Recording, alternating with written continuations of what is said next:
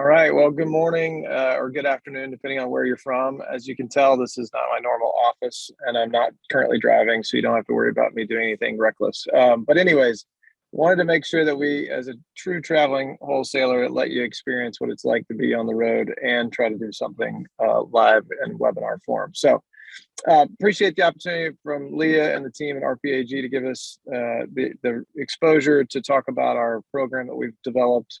Thanks to Jackie and her team, Voice of the American Worker. I think it's a very timely program to talk about things that our average, our participants believe and feel and that they're seeing in the current environment. So I'm not going to talk too much. I've got some questions that I'll certainly ask Jackie at the end, but I wanted to make sure we get her going on the great program that we're going to be delivering out in the field and let you guys see some of the fantastic statistics and numbers that we have to back a lot of the research. And before I do forget, I also want to say happy International Women's Day as well, because that's a big deal for us here at Franklin Templeton. I know we've got some things going on around that today too. So Jackie, without further ado, I want to turn it over to you and let you get going on the program. Great. Thanks, Matt. Thanks, Leah. Thanks, everyone at RPAG for the opportunity to showcase the results of this year's Voice of the American Worker survey. I'm very happy to share this research with you. It was recently conducted on behalf of Franklin Templeton by the Harris Poll. And this is actually the second year that we've done this very important research. The goal of this research for us is really to go right to the horse's mouth, to hear right straight from the mouth of U.S. workers, to have a pulse and just decide whether or not some of the trends that we're hearing about, some of the anecdotes that we feel in our industry, just going right to the source and validating some of the things that U.S. workers are feeling today. And really not just finding out how they're feeling or kind of validating those trends, but hopefully teeing up some great takeaways for employers, and then hopefully, of course, retirement plan advisors as well, and some key takeaways that they can take to their plan sponsor clients in thinking about redoing benefit offerings and really crafting a more competitive benefit offering for their clients. So that's just kind of a quick intro of the research. Let me make sure I know how to do my slides. All right, great. So the concept of this research was actually born out of the IRI, or the Retirement Innovation Initiative, which is a group that Franklin Templeton brought together in early 2020. The mission of the RII was to bring together some industry experts to help improve the future of retirement in the US and really guide Franklin Templeton in our retirement plan strategy and product offering. As I mentioned, this research was fielded on behalf of Franklin Templeton by the Harris Poll. This took place right at the end of this past calendar year, so right towards the end of October, throughout November. We got results from about 1,005 employed US adults.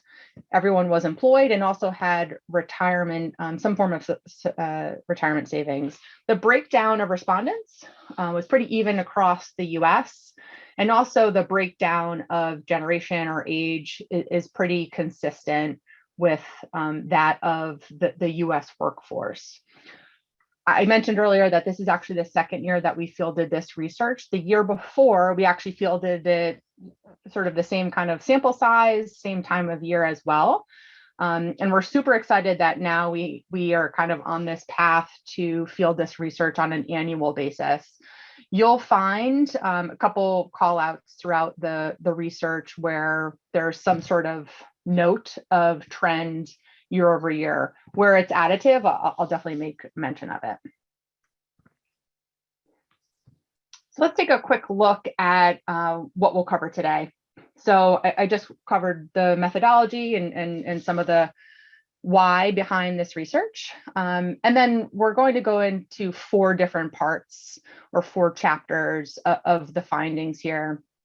Part 1, kind of a bit of a pulse of how US workers are feeling.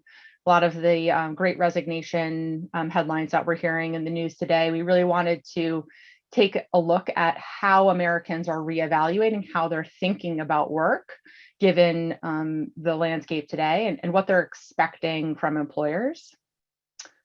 The second chapter, workers remain more focused on financial independence than traditional retirement. So the whole concept of financial independence is actually something that we dove into a bit in the first survey. So we're happy to revisit it this year and kind of take a pulse of how that's trending year over year. Part 3, workers continue to seek improved well-being, and they need support in addressing existing roadblocks. So the whole concept of what actually is included in well-being and how do we address any shortcomings is something we'll dive a little bit deeper into.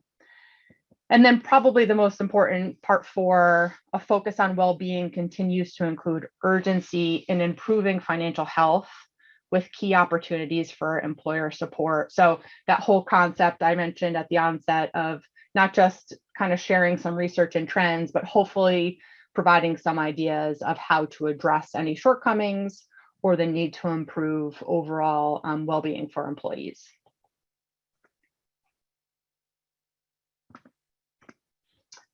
So let's take a bit of a quick intro and summary to each of those 4 sections. So first and foremost, American workers are reevaluating how they think about work. I want to be very clear that this isn't meant to be a COVID survey or a pandemic survey, but as we sit 2 years into this pandemic, it's kind of hard to ignore the impact that the landscape has had on employees today. So we'll take a deeper dive into how employees are reassessing their relationship with employers, how many people have actually left or have considered leaving their job and why. And then also, what are they taking into account when they think about new opportunities? How are they weighing things like salary and benefits? Next, part 2. Workers remain more focused on financial independence than traditional retirement. So again, this whole concept of financial independence is something that we looked into a bit in the last one.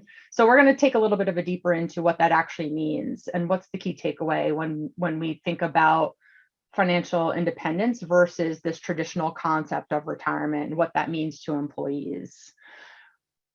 The Cliff Notes, or sort of the Cliff Notes version of that, or Cliff Notes, is that most people are looking for more personalized solutions, things that are more specific to their own goals. And so if that's the case, we need more data.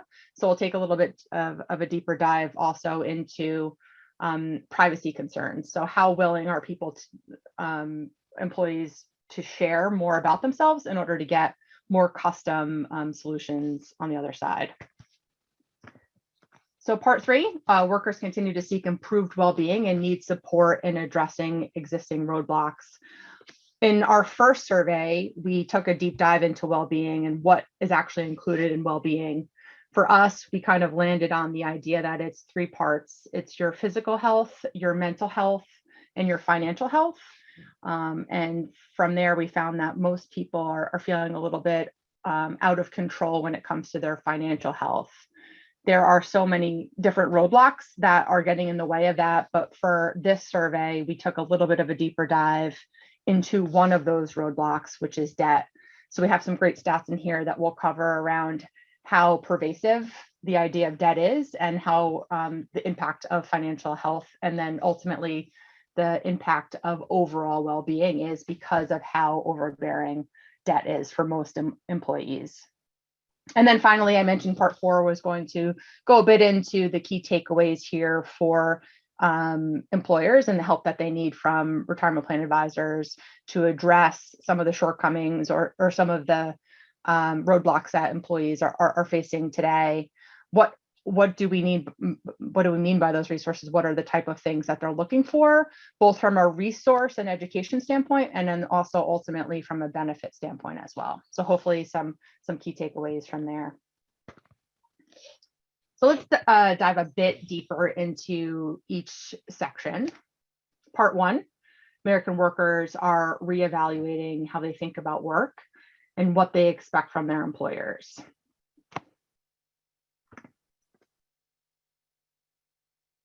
So American workers are reassessing what they want from work, with 67% saying the COVID-19 pandemic and the changes it has brought to the workplace have made me reassess what I'm looking for from my employer.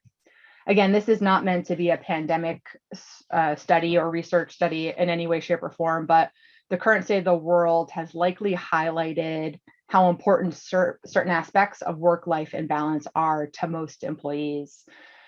We're also seeing that most employees are looking to align with a company that shares their values. So culture is something that popped up quite a bit in responses. It's becoming increasingly important, and most employees are also seeking out opportunities where they can pursue their passions, not just sort of a job where they're going to be making money. Turnover is at an all-time high, and again, I mentioned at the onset, we see this in the news absolutely every day. This concept of the Great Resignation. I've also seen it referred to as the Great Negotiation. So it's clear that people are really reassessing their work life, their home life, the balance between the two, and what they're getting at the workplace to make sure that it's trickling into health in their personal lives as well. So if turnover is at an all-time high, we see many people leaning into this grass is greener mentality. There's been a net increase of employee turnover, with employees having either significantly increased employee turnover or somewhat increased employee turnover. A great takeaway from this slide is all the way on the right, that gray box. Nearly half, so 44% of employees have either left or have considered leaving their jobs in the past year. So employees are absolutely shopping around and shopping their options. And this isn't just folks leaving, one firm and going down the street and joining a competitor. We're seeing folks not only just leave to go to competitors within the same industry, but plenty of people also leaving their jobs and switching to different industries as well. Oops. As I mentioned earlier, employees are also highly interested in things like culture, in addition to traditional metrics like salary. You'll note culture is a particularly important consideration for younger folks. So on the right side of this slide, you'll see in the gray a call out of an increased important rating for things like good culture where employees feel valued and taken care of. Also, just, if you go down this list of these teal bars, when folks are responding how important certain things are, you'll see the word benefit pop up quite a bit. Things like well-being, mental well-being, financial well-being, physical well-being. So well-being is kind of plastered everywhere, and we'll cover that a little bit more in a bit.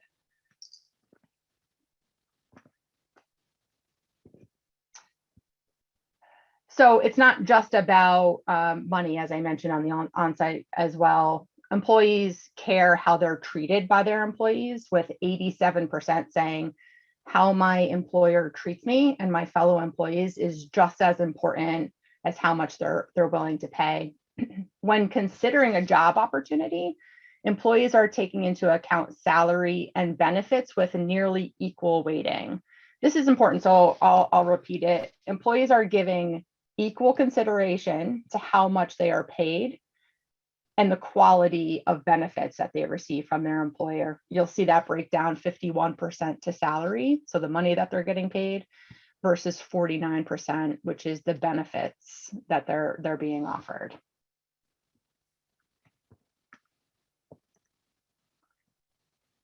Got hot slides, sorry about that.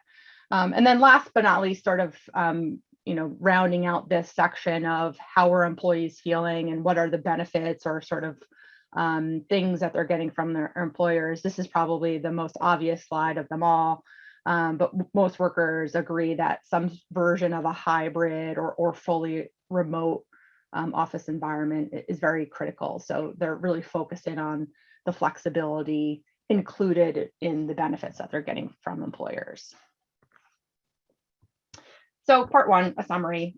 American workers are reevaluating how they think about work and what they expect from their employers. And the key takeaway here is really that there's never been a more urgent time for plan sponsors to evaluate the benefit offerings and consider ways to evolve the way that they're supporting employee needs. If turnover is at an all-time high, if people are focused in on this grass is greener mentality, that really need to have a deep understanding of the current mindset of employees and really how best to meet their expectations.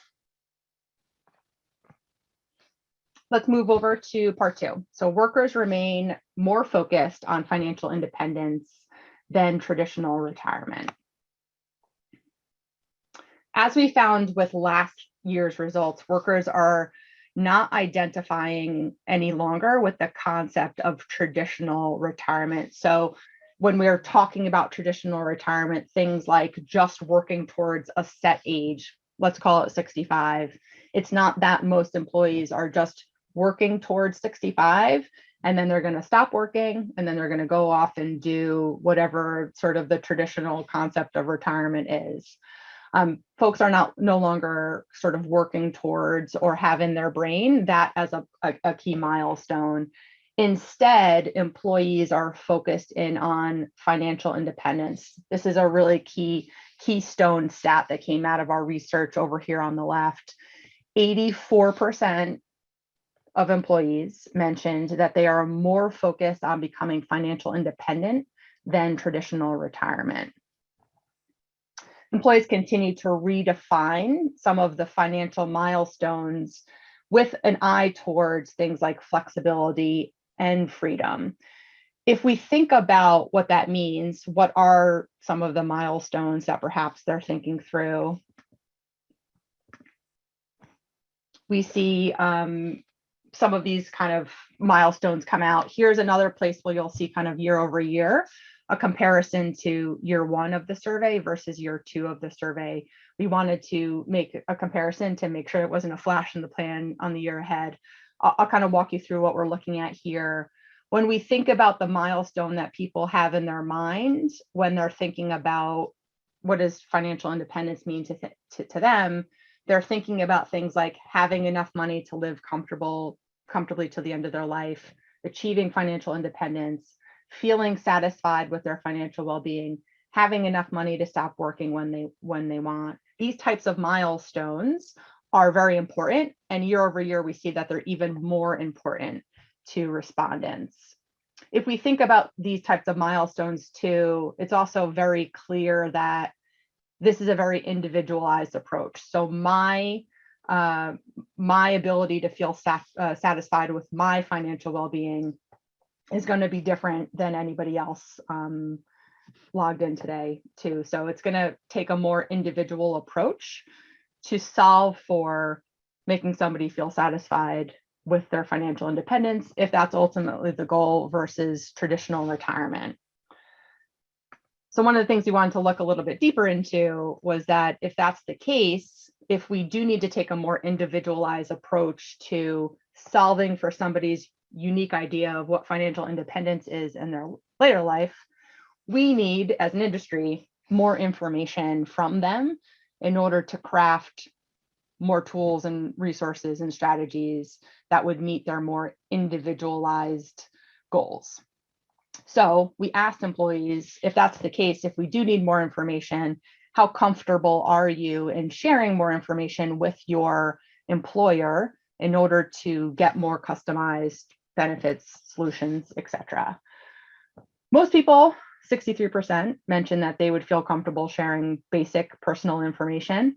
But as you go down the list and you get a little bit more in depth when it comes to the information asked, folks are still a little bit skeptical of how much information or how deep they want to go in sharing that information. Thankfully, we do see that all, like on average, as a whole, we're kind of squeaking out with a slight preference for sharing more information to get more personalized solutions. So those kind of blue and teal bubbles on the right, you'll see 55% would mention that they'd prefer their employer to use all available information to personalize their benefits as much as possible, in comparison to 45% of respondents who say that they would prefer their employee to collect as little personal information as possible and then just offer the same benefits to literally every other employee.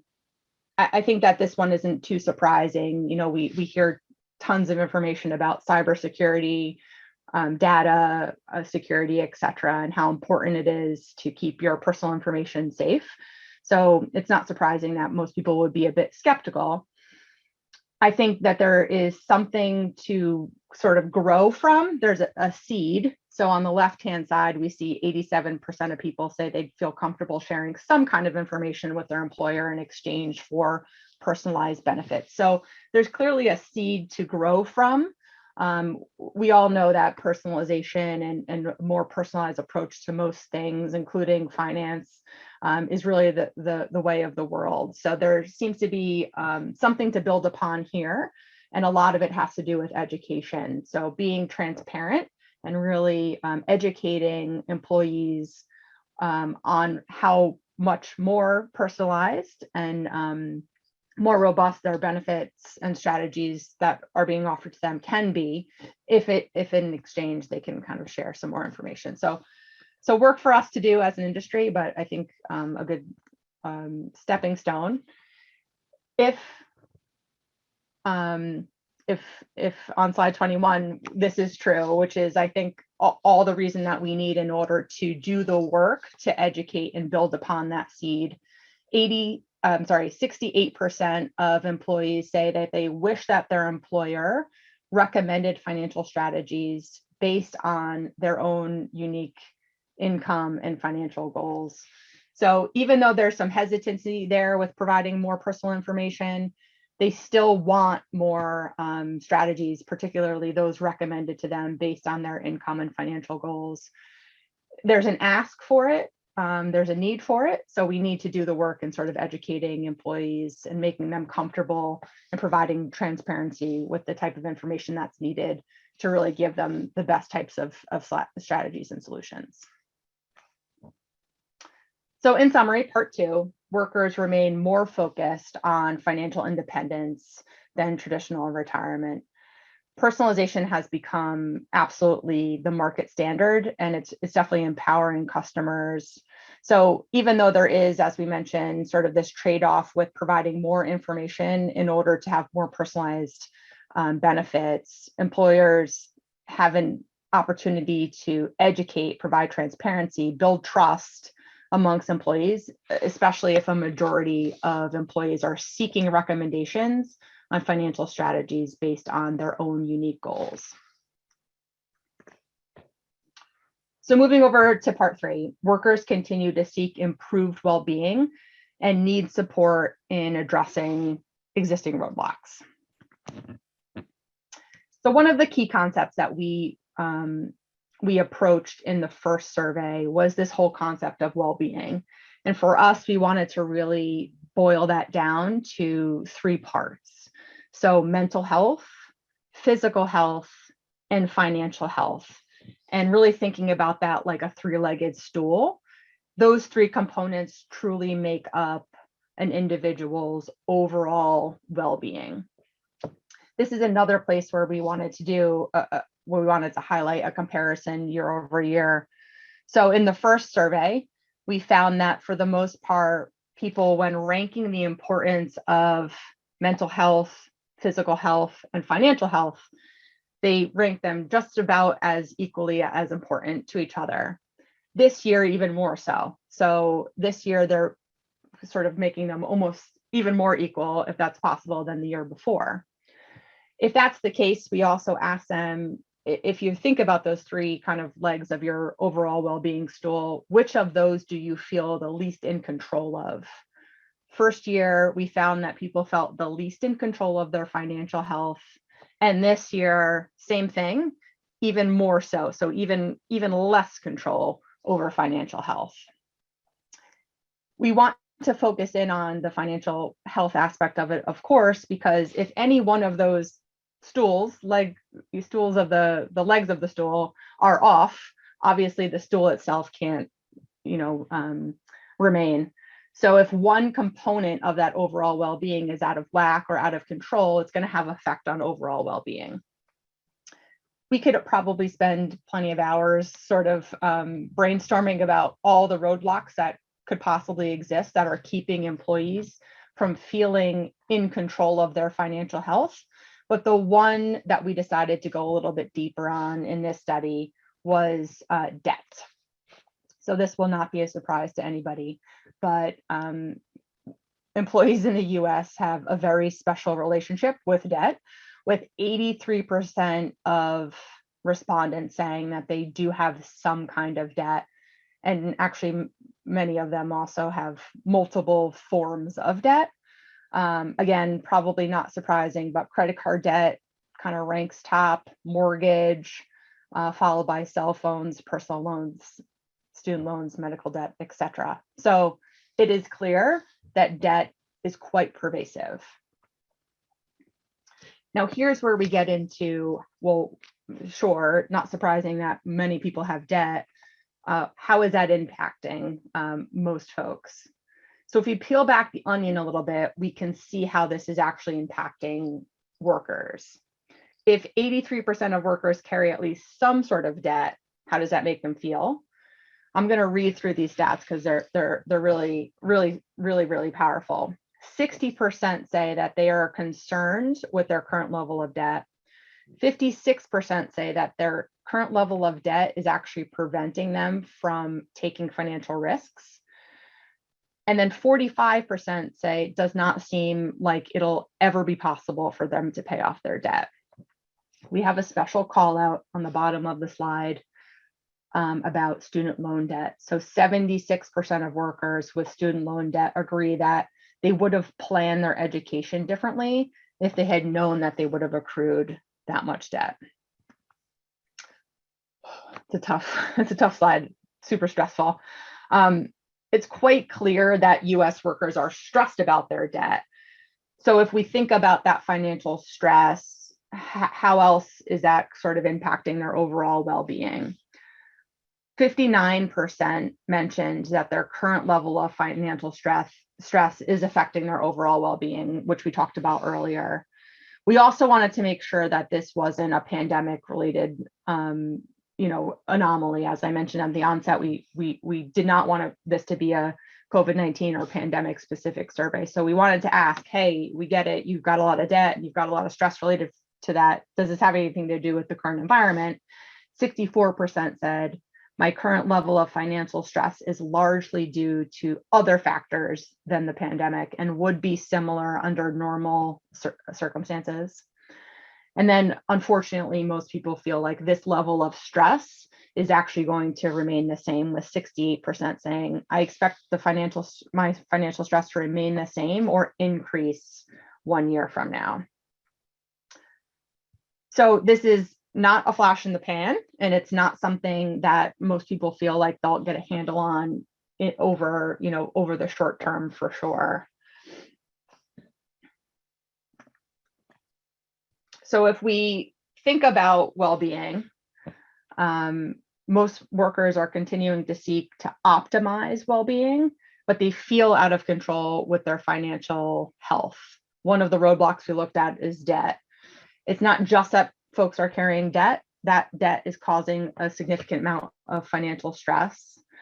If we think about this lack of employee well-being, it's having an impact on their work. It's hard to, assume that it's not.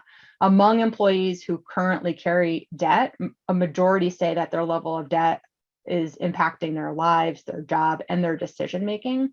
This type of financial stress is a significant contributor to workers' lack of overall well-being, because again, if one piece of the puzzle is missing, then the overall picture of well-being is going to suffer. Most workers feel their current level of financial stress affects their overall well-being and expects that stress to remain the same or increase. And they agree that this is an ongoing issue caused by factors other than the pandemic. So a key area of concern here, and a key area for more resources and tools and employers to step in and really make a big difference. Which brings us to part 4. There's a focus on well-being, and it continues to include urgency in improving the financial health of employees with key opportunities for employer support. So let's take a closer pick. Just like today, just like last year, employees think that their employers care more about their physical and mental health than their financial health. And I think, we probably can all appreciate why. I would say, at least over the last decade, for any of us in an office setting or in any kind of corporate setting, you can imagine there's been health challenges, or free fruit in the kitchen, or let's go do a step challenge or a yoga challenge. So there's been this focus on more physical or mental health, for sure. A lot of great resources at the corporate level that many firms have made available. Those are so valuable and so important, but I can't think of the same when it comes to financial health, and I'm sure most people would appreciate the same. There aren't the same type of kind of like financial health challenges or access to lots of financial resources sort of at kind of like the more corporate level than the physical or mental side. So you can appreciate the fact that employees say, hey, I've got my health benefits, I've got these great resources, my employer definitely cares about my physical and mental health, but I don't know that they really care that much about my financial health. So a huge opportunity here. I'd love to read out sort of some of the right side of the slide too, because I think when we say that there's not as many tools and resources, it's important for us to pinpoint what types of resources an employee would actually be amenable to. So 70% said, I would welcome financial and debt management training from my employer. And 53% said, my employer could be doing more to help me manage my finances. So let's take a little bit of a deeper dive into what some of those tools and resources could possibly be. Employees are interested in financial management and education benefits when asked about the types of resources their employees either offer and they use, or that their employers do not offer but they would use. 56% of employees mentioned advice or access to a financial professional. 62% mentioned that they were interested in financial planning tools. And 54% of employees mentioned financial education.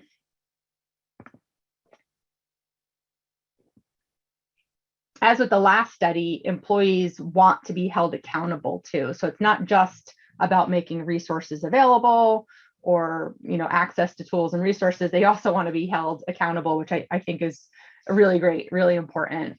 8 in 10, so 80% of employees would welcome incentives from their employer for good behavior, and 77% wish that they had more help developing good financial habits. So sort of back to the comparison to the step challenges or yoga challenges or healthy eating challenges. A lot of great sort of group competition to kind of keep people accountable, and really employees are looking for the same thing here.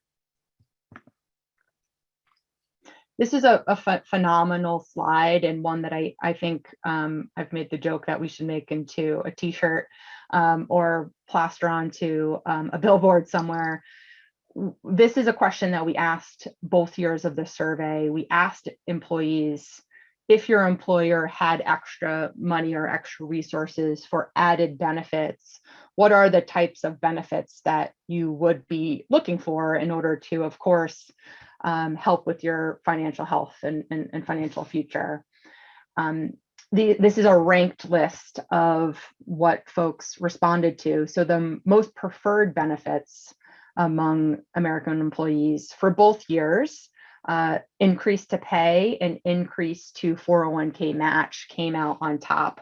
What's interesting, and what you'll see on this slide, is actually last year, most people said that an increase to your 401k match was actually more preferred. So that was really cool and encouraging when thinking about actually just giving employees more of the benefit of the doubt. Most people are actually in it for the long term, and they're actually have their eye on the future. That flip-flopped this year. So this year, although those two are still top of the list, this year employees did say that an increase to their pay is actually more preferable. I think, it'll be interesting to see how this trends year over year. If you think about when this survey was fielded towards the end of last calendar year, plenty of reasons why that could have flip-flopped. Uncertainty in the job market, or even just kind of the increased noise and media coverage of inflation and price pressure. So totally understandable that most folks might have kind of switched over to say, hey, you know what, actually, I would just prefer an increase to pay. But if we move down that list and we take a look at some of the other preferred benefits that employees would really be amenable to, I think this is a great punch list for any plan sponsor when they're sitting down to think about what is the benefit that I'm offering to employees, and how do I make sure that I'm crafting a benefit offering that's competitive. So things like contributions towards an emergency savings fund, contributions towards a health savings account, help and contributions towards children's college savings funds, access to a portion of money that could be turned into a guaranteed income stream, charity donations, etc. So again, a really great punch list, and I think a lot of good food for thought when thinking about at an employer level, what types of benefits am I making available to employees? Because ultimately, and if you take nothing away from this survey except this last point, I think that this is super duper, super important when thinking about really the state of the US employee.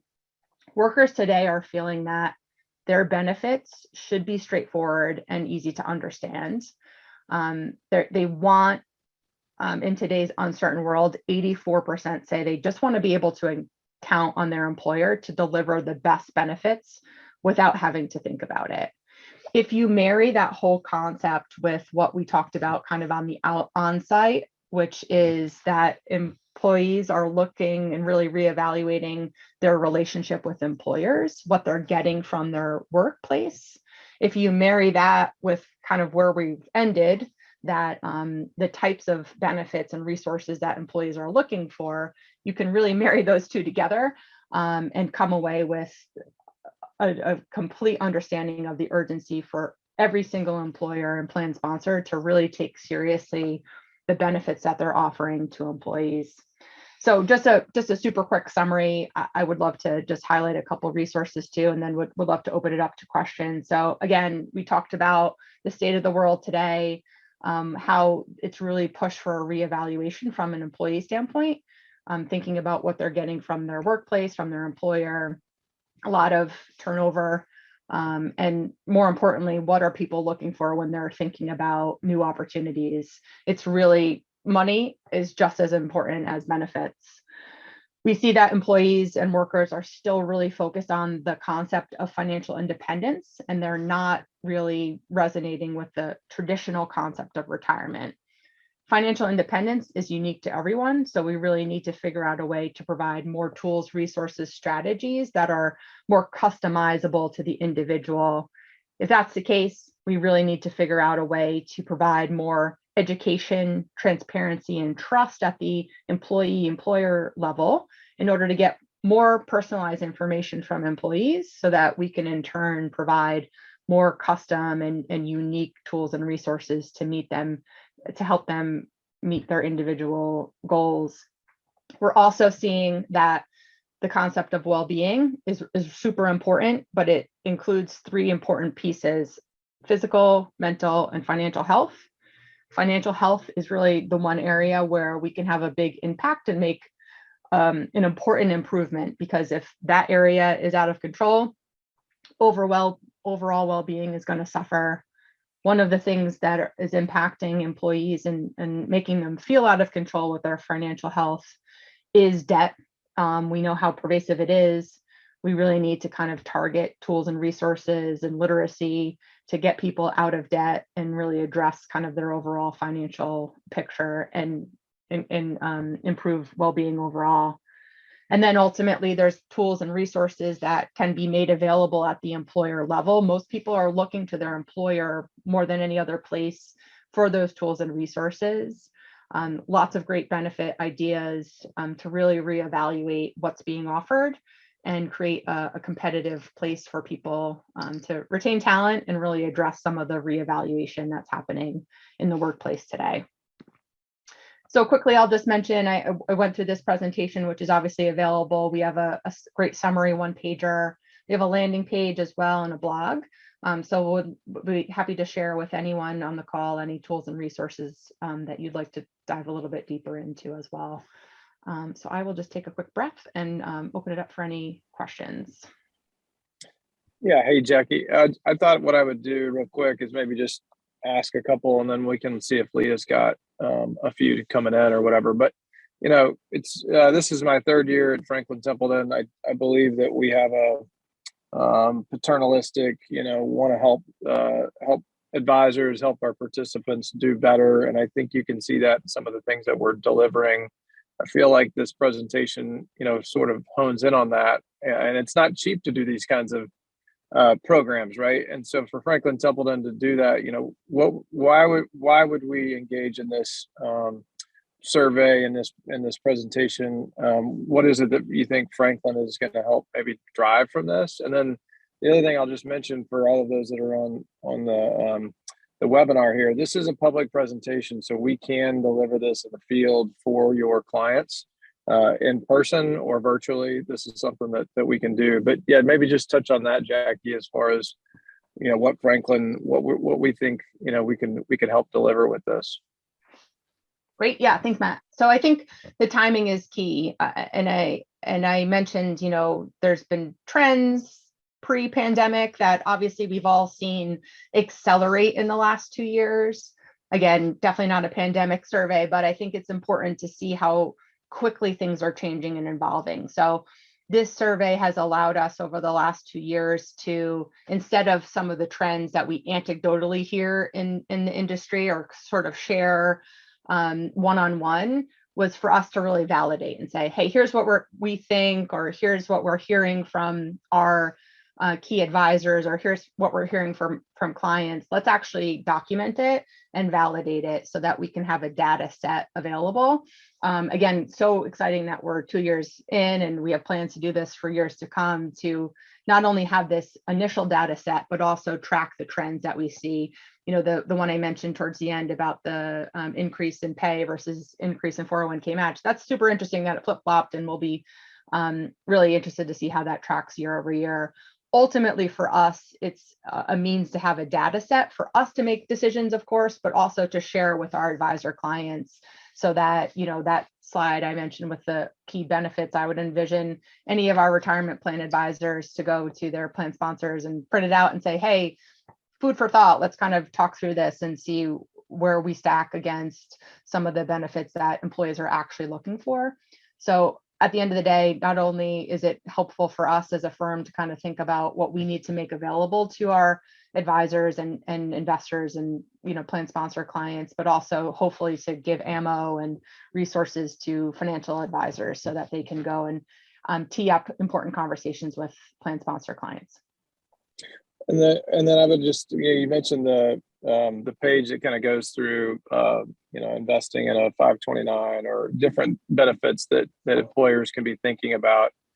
Obviously, we all want money, right? We all want more pay, but I think things like that, where they could say, hey, we're going to put a $500, $1,000, whatever it is, into your emergency savings account. I mean, debt is a big deal, college tuition and things like that, or private education, as that continues to bubble up, I think, are, you know, things for folks to kind of consider as a benefit that they may not normally get. What other trend would you say from the research from this year to last was maybe a kind of a aha moment or a wow moment, maybe? I think one of my favorites is the concept that pretty much all employees are looking for help and recommendations from their employer. So they're saying, hey, I just want my employer to give me the best benefits possible without thinking about it. I think that reinforces, again, a trend or an anecdote that we've long felt was true, but now we're finding validation in that the workplace is really where most people are turning to for tools and resources.